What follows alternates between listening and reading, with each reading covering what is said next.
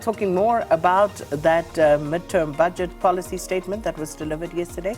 Leah? Indeed. Well, I mean, the news coming out of it was that National Treasury has revised down South Africa's economic growth outlook from 2.1% to 1.9% in 2022.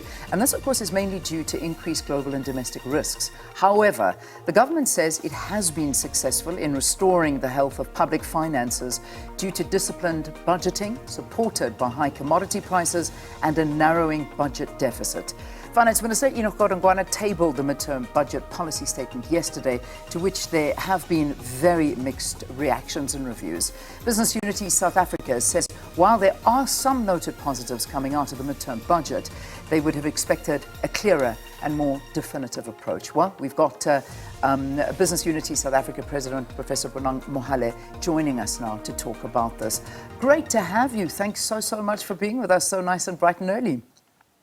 Joanne, thank you so much for having me, my dear sister. All right, so let's start off by getting your reaction to the medium-term budget policy statement.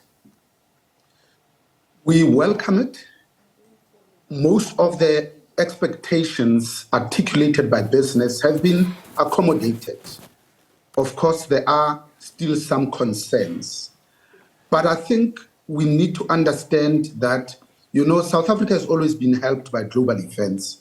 So in this context of the medium-term budget policy statement, it is a bleak time for the global economy, where the whole world is undergoing a tectonic quake, where there is huge regime shift, there's worldwide slowdown, and there is indeed a troubled neighborhood we are all in, with multiple crises, not just one.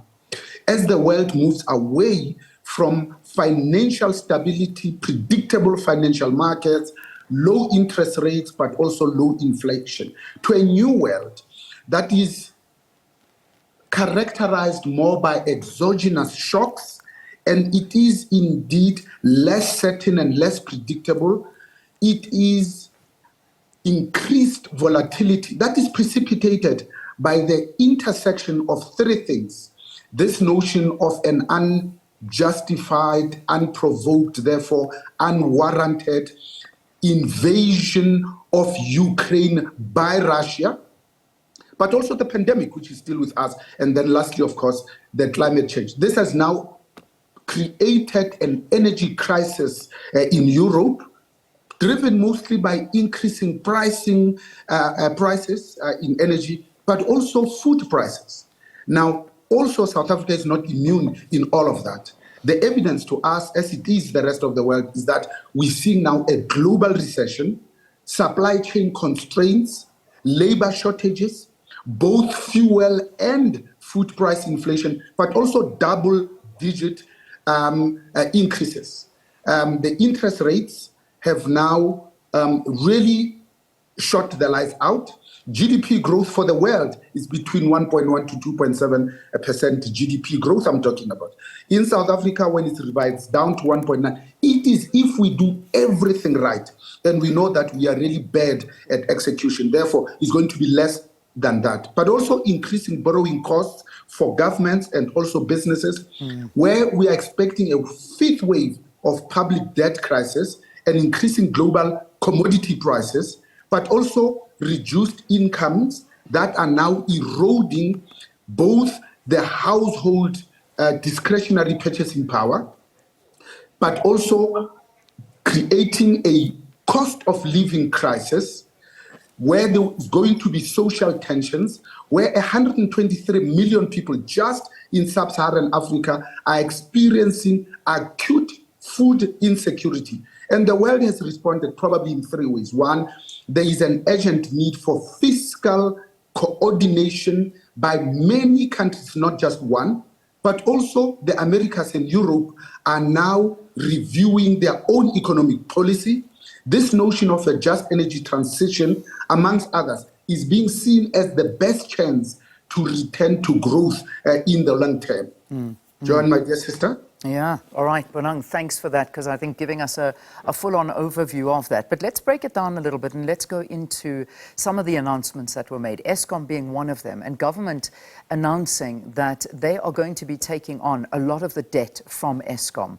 Obviously, it's not, in years gone by, we used to see government coming in and bailing out SOEs all of the time. But this wasn't as dramatic as usual, but Eskom definitely taking a major crunch of that. Your views on this? I mean, Eskom saying that they will take on about 132 to 260 billion rand of that 400 billion rand debt. I mean, is this again throwing into a dark pit, or do you think things may improve? You see, my dear sister, the issue with South Africa is that we have 1,001 challenges, often with competing priorities. So the issue of Eskom debt being taken by government was a no-brainer, because government can better service Eskom debt cheaper than Eskom would ever do. By so doing, it then frees up Eskom to be able to take on more debt, one, to increase generation capacity, so that they are then able to address the issues of load shedding and to do it fast. Remember that of the 28 years of democracy, more than half of that we have spent in the dark with these blackouts that started in February of 2008. It is an indictment on all of us that 14 and a half years later, we are still struggling. In fact, it is worsening. The impact to the economy at stage 6 load shedding goes up to 4 billion rands a day, every day. Between stages, we are talking about 500 million. We wipe off an entire percentage point from the GDP growth in a year. But I think it also increases our borrowing costs as government, because now we have exceeded our borrowing capacity, where we were borrowing at a rate of 2.1 billion a day, every day. The cost of servicing this debt alone, the minister tells us, is now approaching 350 billion a year. That's 1 billion a day, every day. And it is unaffordable, because the debt to GDP ratio is 95%. But this excludes government guarantees to the more than 740 state-owned enterprises and state-owned companies. When you include that, it goes to 110%. It's not the percentage in and of itself. It's the fact that actually for us it's unaffordable. We now have to reprioritize expenditure from one government to the other. We are helped again by over-collections. Instead of being driven by mining because of increasing commodity prices, it's now driven by financial services and manufacturing, which is good. And the issue of addressing the e-tolls, I think, has been absolutely long overdue. Yeah. We were promised this in April of 2 years ago, rather late than never. But of course, lastly, is the capacity of the state, and in particular, the NPA capacity in response to the Zondo Commission and the investigative directorate is the one that really generally emboldens and energizes us as business. Yeah. So, I mean, okay, so those are quite optimistic points that we are putting through. I mean, because the e-toll saga has been hanging over our head. I think we've gotten a lot of responses from that. I mean, for the Gauteng provincial government now, they're the ones that have to decide how it goes. But, I mean, just paying that off would probably be the best way. Because right now, if this is one case that can be proven, that if civil society and if society stand together, you can achieve anything, because it does seem like the goal has now finally been achieved. E-tolls are off the cards. I mean, if we're reading through this, that's kind of what it is. You see, the issue of social activism must be encouraged, because without an active citizenry, I think we are all in a spot of bother. It started with the treatment action campaign that forced this government to take the issue of antiretrovirals much more seriously. We continue to agitate and orchestrate as business for pro-business and pro-labor policies, because without both an outsized and oversized job impact, I think we are asking for another 2 weeks in July. Yeah. We were actually encouraged by the fact that most of the business expectations really have been accommodated. We wanted to continue fighting state capture and corruption. We wanted this notion of a stable, reliable, and predictable energy supply. We asked for provision of clean and affordable water. We wanted law and order, safety and security, because without it, who are we? We wanted to accelerate land reform. Here I'm talking about land restitution, land redistribution, but in particular addressing the issues of land tenure, because that's what people died for. We went to war for land as the primary means of production, when energy is the fourth means of production. We wanted to create a capable state. And then lastly, of course, we wanted to ensure this notion of a just energy transition. Nobody said switch off the 10 towns in the coal belt in Mpumalanga. It says you need to start thinking about it now. Because as I end, China thinks about its 1.4 billion citizens. That informs government policy. Then they incorporate it into its foreign policy. By the time it comes to Africa, what they're accommodating is creating jobs and a continuously growing economy for their own people, because if it doesn't, we might just have another Chinese revolution. So China is thinking about Africa as a strategy.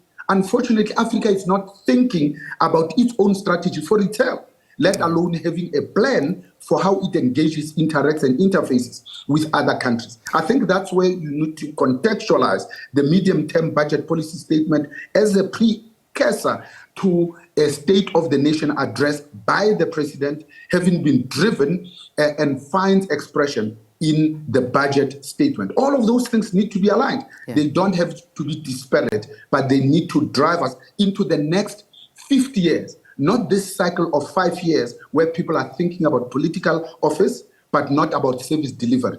To end, imagine if we provided service delivery as quickly as we change locks when we have a new mayor in Gauteng. Paying reference to the Johannesburg mayor who went back and saw that the locks were changed on her office when she went to open the door and go back and assume the position. So that's where you're referring to. I want to just very quickly ask you about, it's just so much to talk about, Bonang, and with you I could speak the whole morning, but I want to talk about the supposedly temporary COVID relief fund, which has now been extended. So that is 30 billion rand. It has been extended.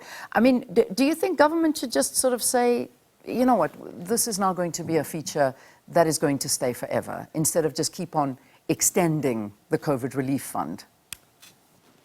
Absolutely, especially because it will be more difficult to take it away in a year where the ANC in December is going to its own elective conference. Because state resources are being used for party political gains. I mean, let's not move away from it. And it's going to be even more difficult because next year, the ANC and the country will be preparing for the 2024 national elections. So in these 2 years, we might as well cast in concrete this social relief of distress grants, because we have now become a country of grant recipients. It is just a fact. But also, how do we reduce the public sector wage bill in a year when the public sector is threatening to go on strike, and we can't afford another strike after the Transnet strike? So the minister has not included that in the budget, and we know it's going to be accommodated. They are not going to settle at anything less than 3 percentage points. But also the notion of reducing government debt itself is going to be much more challenged, and even include reducing the entire public sector wage bill, because we have too many jobs in wrong areas where we need them: doctors, nurses, police women and men. There we have huge vacancies. So we're not managing this in a strategic, in a much more structured, chronological, methodical way with an approach. And I think until and unless we put South Africa first, not the ANC first, because every president of the country swears allegiance to the Constitution and its supremacy, and swears to protect, respect, and uphold the Constitution, not to look after the best interest of the political party. Bonang, before I let you go, this is kind of a one-word answer, and I'm hoping it's a one-word answer. I'm reading a commentary by Alec Hogg, who is saying, just to quote what he's saying, "For the first time in many years, South Africa appears to be heading in the right direction," unquote. Do you agree? Do you disagree? Totally agree. Directionally in the right way. Boom. I'm leaving it on a positive note. Never get to do that these days in interviews. Prof, what a pleasure. Thanks again for speaking to us here on the program. That's Professor Bonang Mohale speaking to us from his capacity as president of BUSA, the Business Unity of South Africa, but also just giving us an analysis of the budget, what was announced yesterday, that midterm budget, and a little bit of cautious optimism coming through, I must say, from a lot of the commentary that came through.